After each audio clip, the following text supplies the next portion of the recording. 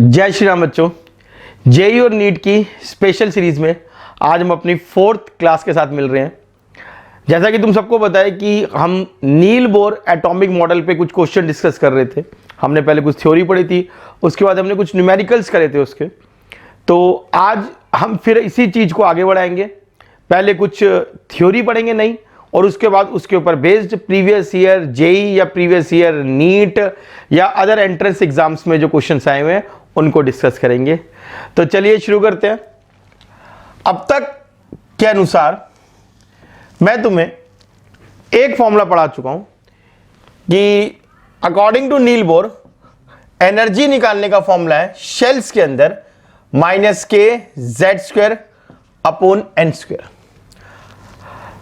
तो जब Niels Bohr भाई ने ये हमें बताया कि ये जो थ्योरी है ये हाइड्रोजन और हाइड्रोजन लाइक स्पीशीज में ही लगेगी, और हमें अगर ये लगानी है तो यूनिइलेक्ट्रॉन सिस्टम में लगानी है, मतलब एक इलेक्ट्रॉन वाले सिस्टम में लगानी है। तो उसमें बताया कि भाई इनफाइनाइट शेल्स ऐसे हमने डिस्कस करा था। तो पूछा गया भाई एनर्जी, उन शेल्स की एनर्जी क्या है।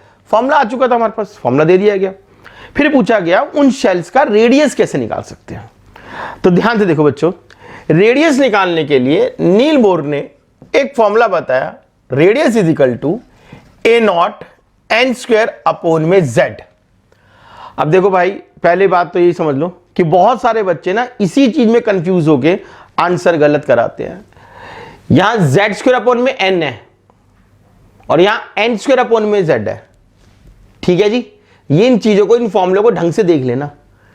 वहां पे ऊपर z² है, यहां पे नीचे z है, यहां पे नीचे n² है, वहां पे ऊपर n² है।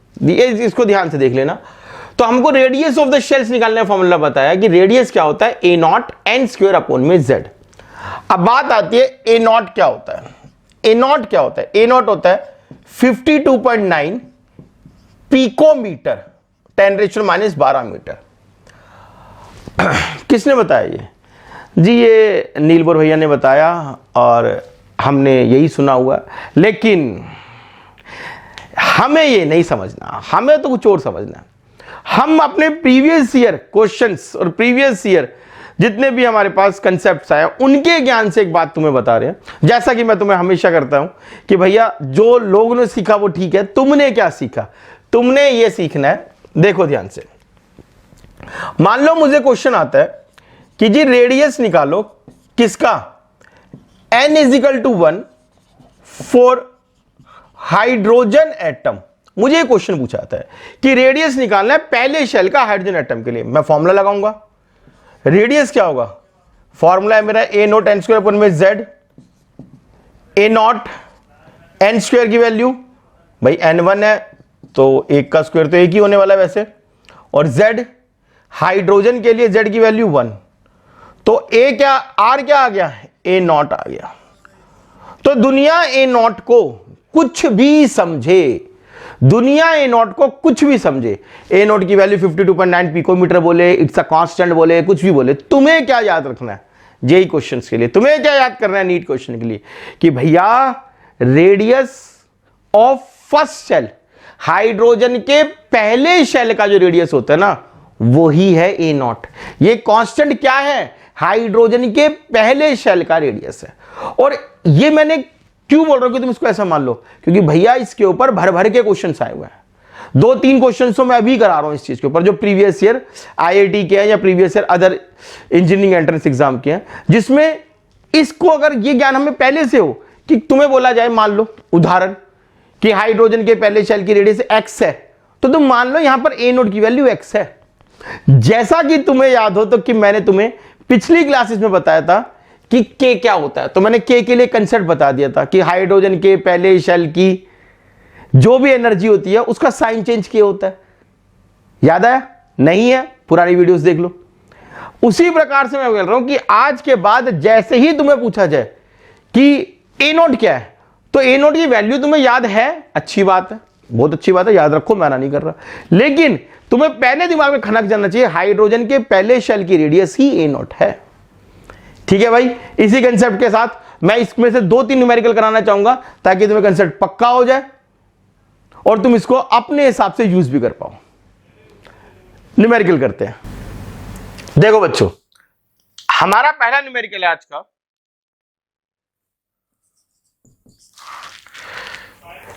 देखो जब भी ऐसे कोई क्वेश्चंस मैं करवाता हूं, इसके लिए सबसे एक अच्छा तरीका है, तुम वीडियो को पॉज कर लिया करो। जब वीडियो पॉज हो जाएगी, तुम्हें अपना क्वेश्चन तुम्हें नीचे दिख ही रहा है, तो वीडियो को पॉज कर लिया करो, क्वेश्चन देख लिया करो, और सबसे पहले खुद अटेम्प्ट करा। पहले एक बार खुद अटेम्प्ट करो, वीडियो को पॉज करके खुद अटेम्प्ट करो और देखो तुम्हें कितना समय लगता है निकालने में। फिर एक बार हमारे तरीके से देखो कि हम कैसे निकालना सिखा रहे हैं, उससे तुम्हारा समय कितना बचता है। वही तुम्हें मेन चीज काम आएगी कि हाँ, मेरे को क्लास अटेंड करने का एक फायदा होता है, मेरा समय बच जाता है। क्योंकि देखो क्वेश्चन तो हर कोई कर लेगा, जिसने पढ़ा हुआ वो क्वेश्चन कर लेगा। मेन कौन जीतेगा? जो समय बचा जाएगा। तो सारी लड़ाई समय बचाने की है। तो ध्यान से जरा एक बार सोचना, मैं क्वेश्चन क्या कह रहा हूं, जरा देखो ध्यान से। The Bohr orbit radius of hydrogen atom for n is equal to 1 is approximately 0.53 Armstrong. तो देखो अब इसने, मैंने पिकोमीटर वैल्यू लिखी हुई थी, इसने एमस्ट्रॉन्ग में वैल्यू लिख दी है।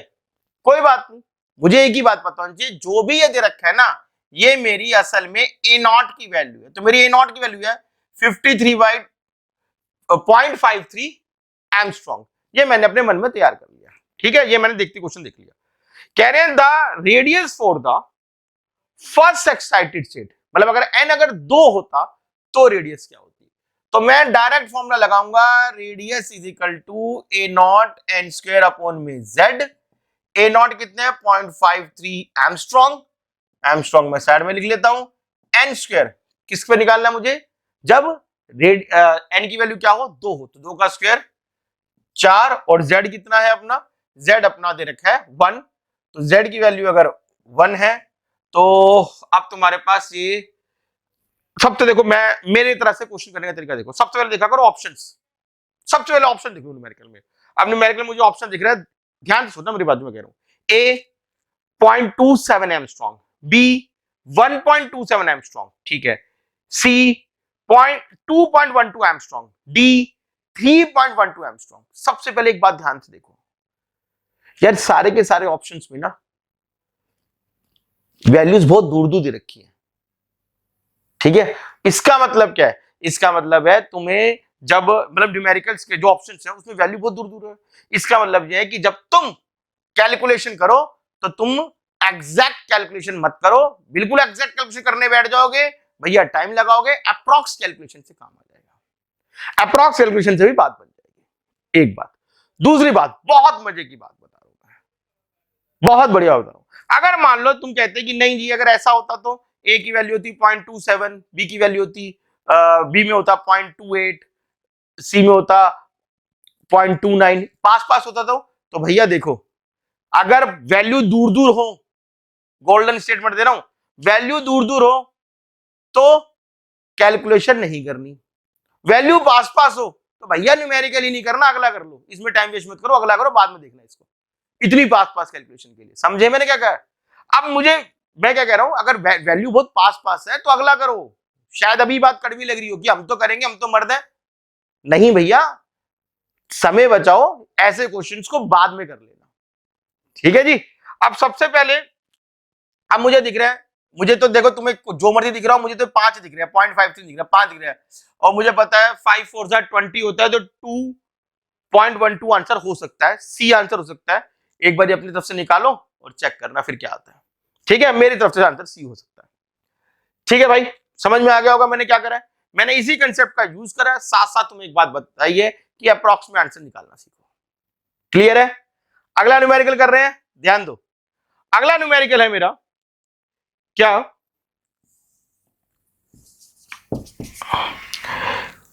कह रहे विच हाइड्रोजन स्पीशीज, आईआईटी का न्यूमेरिकल है previous year, which hydrogen like species will have the same radius as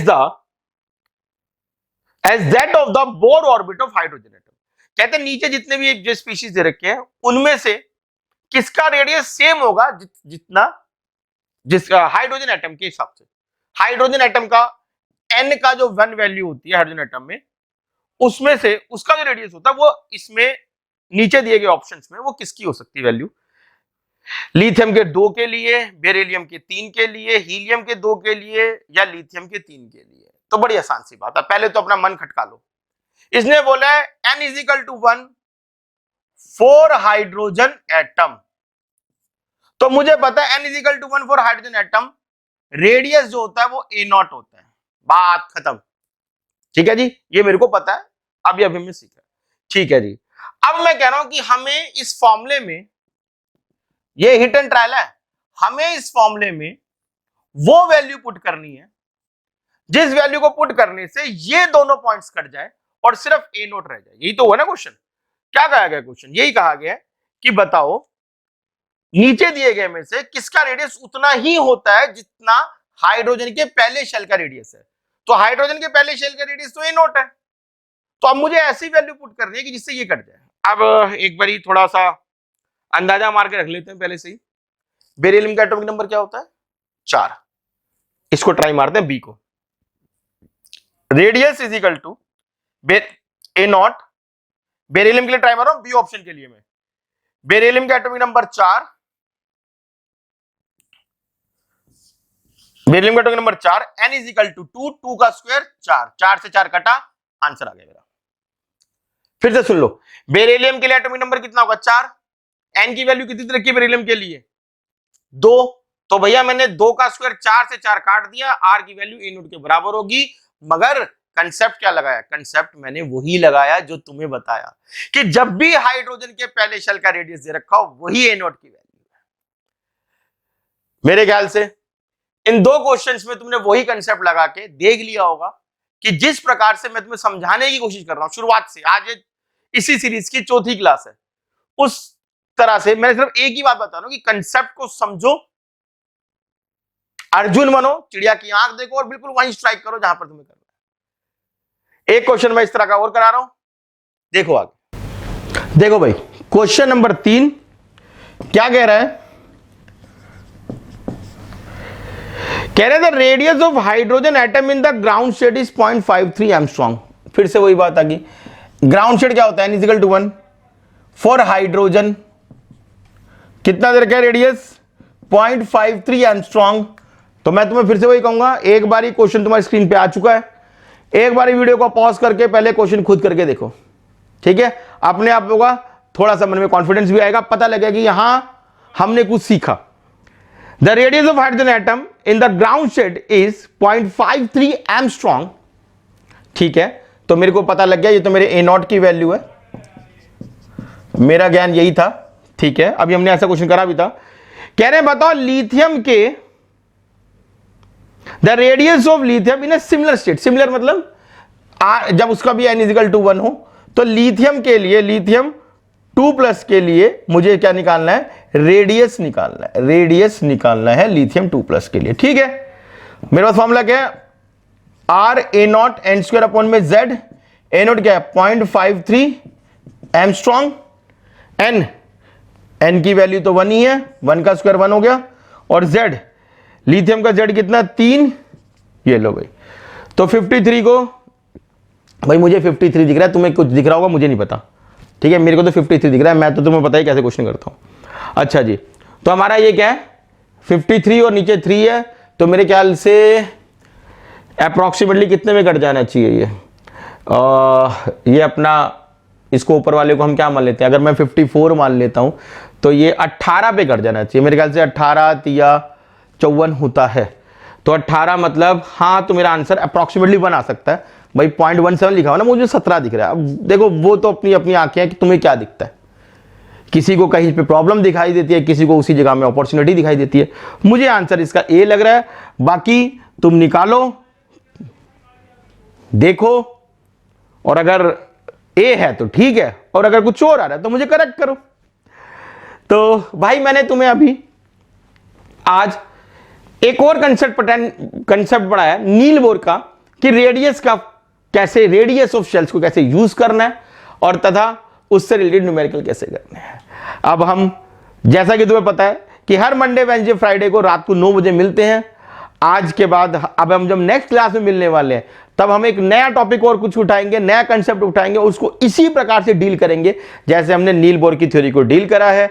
Niels Bohr की थ्योरी को डील करते हमने कंसेप्ट पढ़े, प्रीवियस ईयर न्यूमेरिकल करे, उसी प्रकार से हम आगे करते रहेंगे। और अगर तुम चाहते हो कि तुम्हारे हिसाब से कोई वीडियो बनाई जाए, तुम्हें कोई कंसेप्ट समझना है, तुम्हें कोई कुछ करना है, तो मुझे कमेंट बॉक्स में लिख दो कि इस फला कंसेप्ट की मुझे वीडियो चाहिए, इस फला कंसेप्ट का मुझे कुछ लॉजिक समझना है, वो तुम्हारे लिए अगली बार वैसी वाली वो वाली वीडियो बन के आ जाएगी। ठीक है बच्चों, जय श्री राम।